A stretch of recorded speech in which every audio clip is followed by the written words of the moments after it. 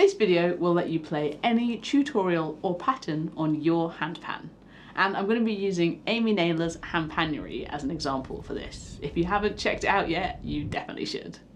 It's a classic problem. You grab your handpan and want to play along with an amazing tutorial or video, but when you follow their hands, it sounds all clangy and clashy and wrong.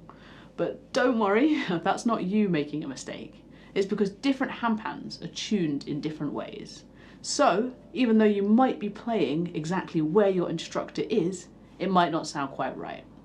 So I'm going to give you a few tips to get over that, to make sure you can play any tutorial no matter your handpan.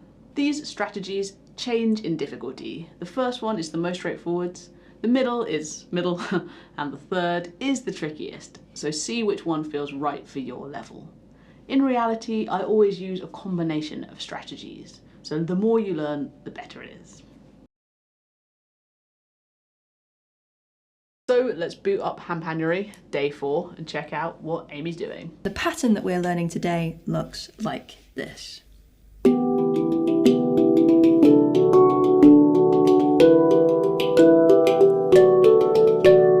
She's playing an E Amara, and I've got a D Kurd. So let's try option 1, which is putting my hands exactly where her hands go. Let's see how it sounds if I play along with her. Oh god, she started already.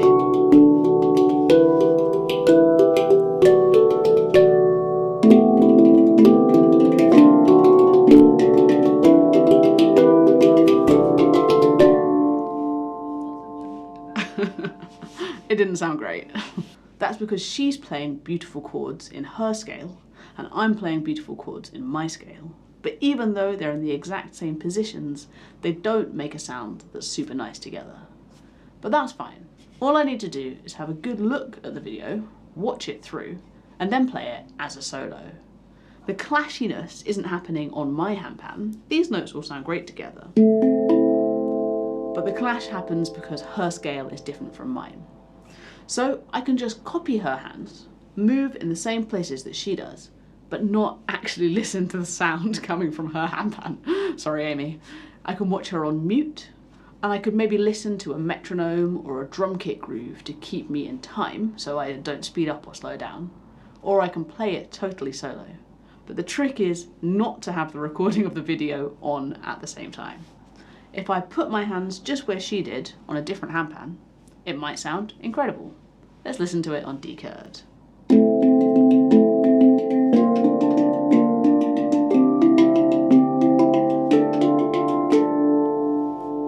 It happens to work really well with this scale. It may not work so well with other scales, but it's something that you can just try out and explore. This is a really helpful strategy because if the instructor says something about their left hand or their right hand, your hand will be in the same place. If they're playing on the ding with one hand and they're playing a note right up in the opposite corner, you can do the same thing that they did. Your hands will be in the right positions.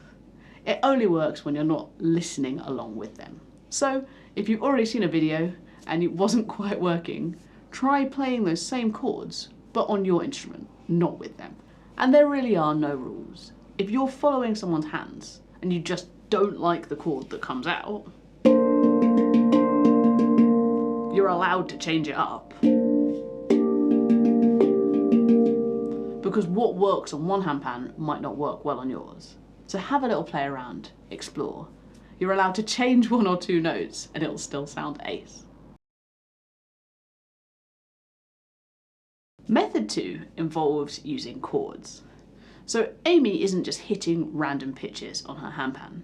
And we can tell that just from the sound of it. I like the way that that sounds, so I can see that she's put a bit of thought into the chords that she's chosen. So let me have a little look and see if I can learn anything about the chords that she's playing.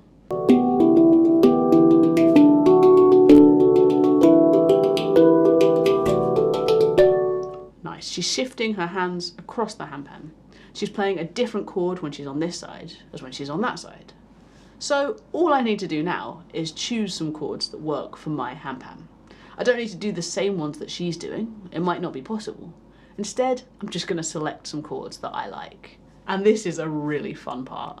You might choose some chords from a progression that you've been enjoying or you've borrowed from someone else.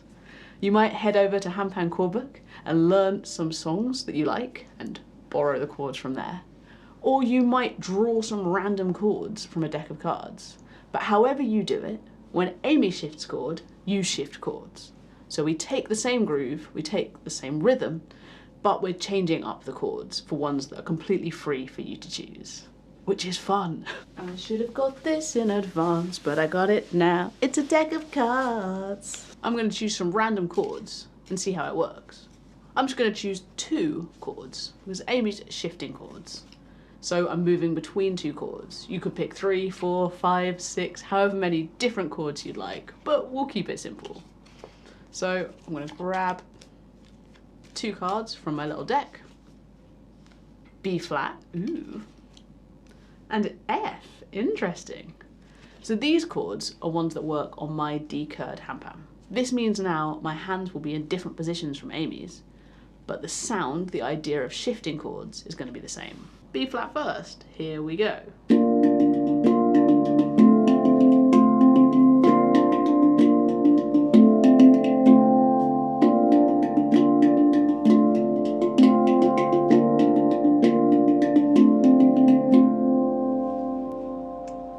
Gives that amazing groove, that amazing feeling that Amy's piece had, but it puts it on my handpan. You can choose any chords you like. You could choose more chords than just 2, but it's a great way to take all that juicy knowledge and brilliance that the instructor has shared with you and make it work on your handpan.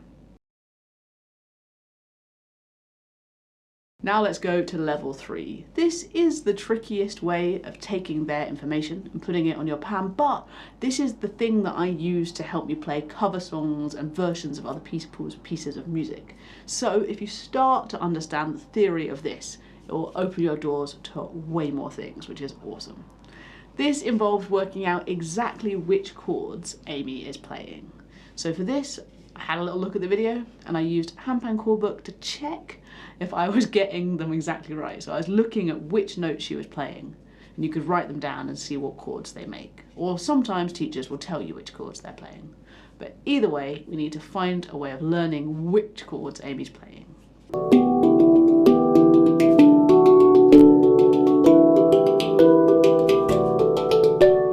So she starts off on this side and plays E minor, and then she moves to this side and plays D major. Then she shifts, and even though her hands are in a different place, she's still playing that E minor chord. It goes back to the E minor, before shifting once more and going to the D major again, but higher. So even though she has her hands in 4 different spots, she's actually only using 2 different chords. But what does that mean? Well, I know she's playing an E Celtic, an E Amara, and that's in an E minor scale. So if the pan is in E minor and the first chord that she plays is E minor, I know that that's chord 1. Then I just have to count from E to find what the second chord is. She's playing D major, so I need to count E, F sharp, G, A, B, C, D. That's the 7th degree of the scale, and so she's playing the 7th chord, which for her is D major. I just need to click save on that information and see if I can put it onto my handpan. I need to play chord 1 and I need to play chord 7. Chord 1 on our D is D. So I choose 3 notes from the D minor scale. Then I just need to count up my 7 degrees to find out which chord I'm playing next. D, E, F, G, A, B, C. Amazing, I'm playing C major for my next chord. And she's just switching between these 2 chords.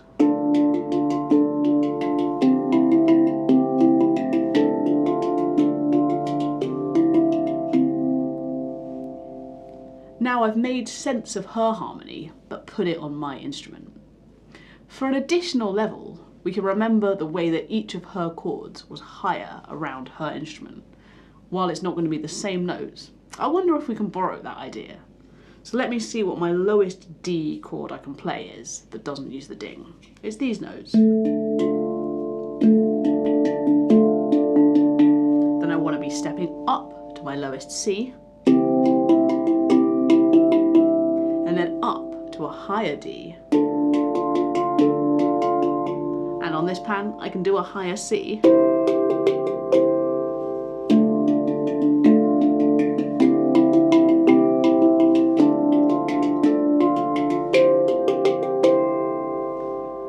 And now I've really borrowed so much from her tutorial.